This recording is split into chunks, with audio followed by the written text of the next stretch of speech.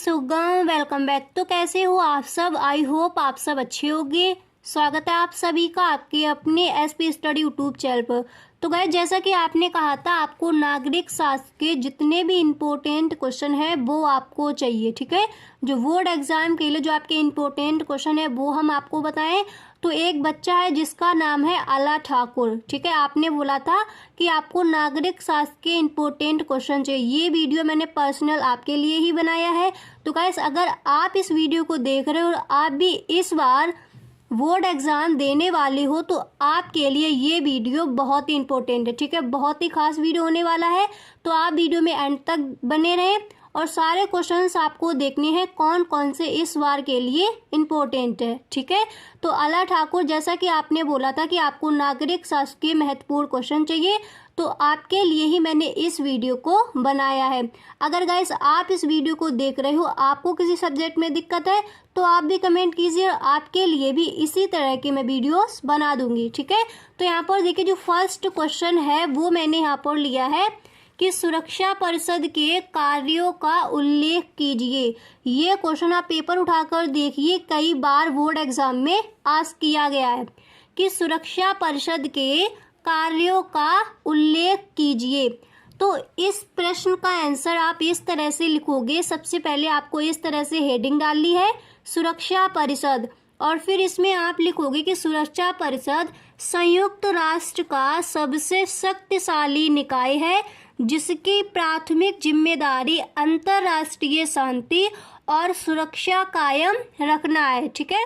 फिर आप लिखना है, इसकी शक्तियों में शांति अभियानों का योगदान, अंतर्राष्ट्रीय प्रतिबंधों को लागू करना तथा सुरक्षा परिषद के प्रस्तावों के माध्यम से सैन्य कार्रवाई करना है। इतना आपको लिखना। फिर इसके आगे आप लिखोगे कि सुरक्षा परिषद का मुख्य कार्य अंतर्राष्ट्रीय शांति और सुरक्षा का संरक्षण है। परिषद विवादों की जांच कर सकती है और शांतिपूर्ण निपटाने के उपायों की सिफारिश कर सकती है। ये सुरक्षा परिषद के कार्य है। और क्या क्या कर सकती है? देखिए, सुरक्षा परिषद किसी भी घटना को ध्यान में रखती है जिससे विश्व शांति को खतरा हो सकता है, ठीक है, जिससे युद्ध विराम की सिफारिश की जा सके। इस तरह से आपको जो मैंने ये प्रश्न आपका है, यहाँ पर देखिए जो आपका प्रश्न दिया गया कि सुरक्षा परिषद के कार्यों का उल्लेख कीजिए, तो आप इस तरह से इस प्रश्न का आंसर लिख कर आओगे। अब देखिए, जो आपका नेक्स्ट प्रश्न है वो मैंने यहाँ पर लिया है कि बाबा साहब भीमराव रामजी अंबेडकर पर एक संक्षिप्त टिप्पणी लिखिए। ये प्रश्न भी कई बार पूछा गया है, ठीक है। तो इस प्रश्न का आंसर आप इस तरह से दोगे। प्रश्न आपका क्या दिया गया कि बाबा साहब भीमराव रामजी अंबेडकर पर एक संक्षिप्त टिप्पणी लिखिए। तो इस प्रश्न का उत्तर आप इस तरह से लिखोगे कि भीमराव रामजी अंबेडकर का जन्म 14 अप्रैल 1891 को मध्य प्रदेश में स्थित मऊ सैन्य छावनी में हुआ था, ठीक है। फिर इसके आगे आपको लिखना होगा कि यह एक भारतीय न्यायविद, अर्थशास्त्री, समाज सुधारक और राजनीतिज्ञ नेता थे जिन्होंने संविधान सभा की बहसों से भारत के संविधान का मसौदा तैयार करने वाली समिति की अध्यक्षता की। उन्होंने पहली कैबिनेट में कानून और न्याय मंत्री के रूप में कार्य किया। अंबेडकर समता को एक व्यवहार सिद्धांत मानने का आग्रह इसलिए करते हैं क्योंकि प्रत्येक व्यक्ति को अपनी क्षमता का विकास का पूरा अधिकार है, ठीक है। फिर इसके आगे देखिए, आप लिखोगे, इसके आगे आपको लिखना होगा कि संविधान को बनाने में डॉक्टर भीमराव अंबेडकर की केंद्रीय भूमिका थी। वह संविधान बनाने वाली ड्राफ्टिंग कमेटी के प्रमुख थे। इसे बनाने में उन्होंने अपना सब कुछ झोंक दिया, ठीक है।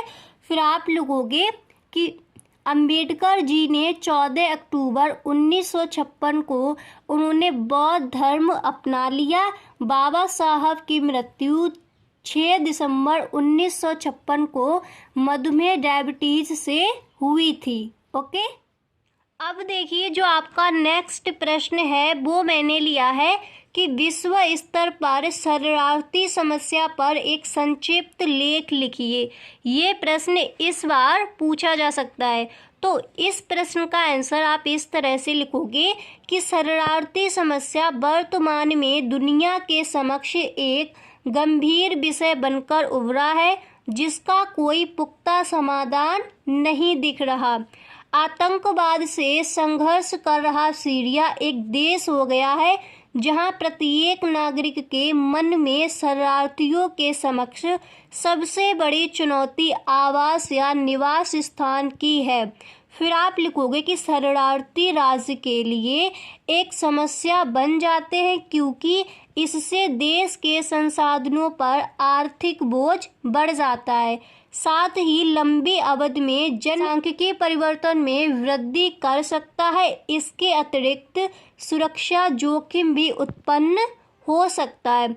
फिर इसके आगे आपको लिखना है, हालांकि शरणार्थियों की देखभाल मानवाधिकार प्रतिमान का मुख्य घटक है। इतना आपको इस प्रश्न के अंदर लिख देना है।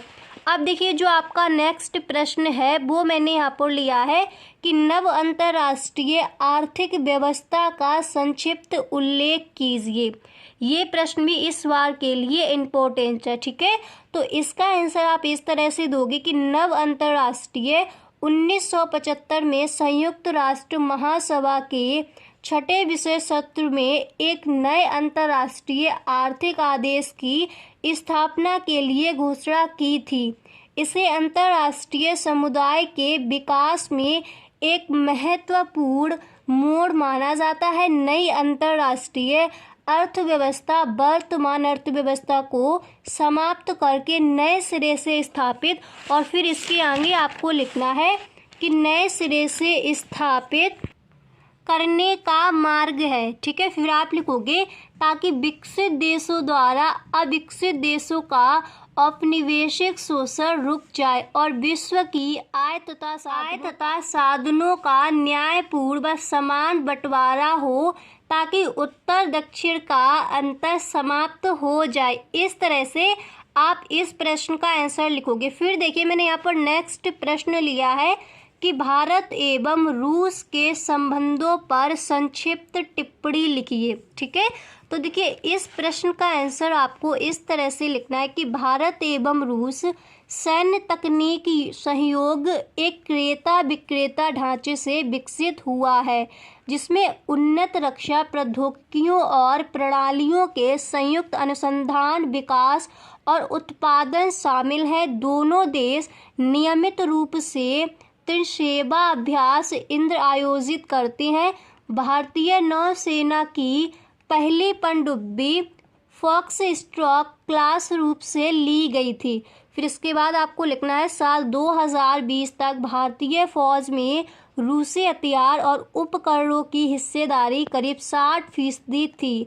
भारत तेजी से सैन्य उपकरणों के लिए कई दूसरे देशों से संपर्क कर रहा है, लेकिन रूस अभी भी भारत का मजबूत साझेदार बना हुआ है। और फिर इसके आगे आपको लिखना है, और इस हिस्सेदारी में ज़्यादा हिस्सा हथियारों के उपकरणों और उसके अपग्रेडेशन से जुड़ा है, ठीक है। फिर इसके आगे आप लिखोगे कि भारत अपने शोध और शिक्षा सुविधाओं को आधुनिक बनाने में रूस का सहयोग प्राप्त कर सकता है। इतना आपको आंसर में लिख देना है, ठीक है। फिर देखिए, जो आपका नेक्स्ट प्रश्न है वो मैंने यहाँ पर लिया है, और ये जो प्रश्न है ये 2023 के बोर्ड एग्जाम के लिए बहुत ही इम्पोर्टेंट है। प्रश्न आपका दिया गया है कि क्षेत्रीय आकांक्षाओं के प्रति भारत सरकार का नजरिया विषय पर संक्षिप्त टिप्पणी कीजिए। तो इस प्रश्न को भी बहुत ही अच्छे ढंग से आपको तैयार कर लेना है। ये प्रश्न इस बार पूछा जा सकता है। प्रश्न आपका क्या दिया गया कि क्षेत्रीय आकांक्षाओं के प्रति भारत सरकार का नजरिया विषय पर संक्षिप्त टिप्पणी कीजिए, ठीक है। तो जितने भी आज मैंने आपको ये प्रश्न बताए हैं, ये सारे प्रश्न आपके इस बार के बोर्ड एग्जाम के लिए इम्पोर्टेंट है। होप आपको वीडियो पसंद आया होगा गाइस। अगर आपको वीडियो अच्छा लगा है तो वीडियो को अपने दोस्तों में शेयर ज़रूर करें। Thanks for watching.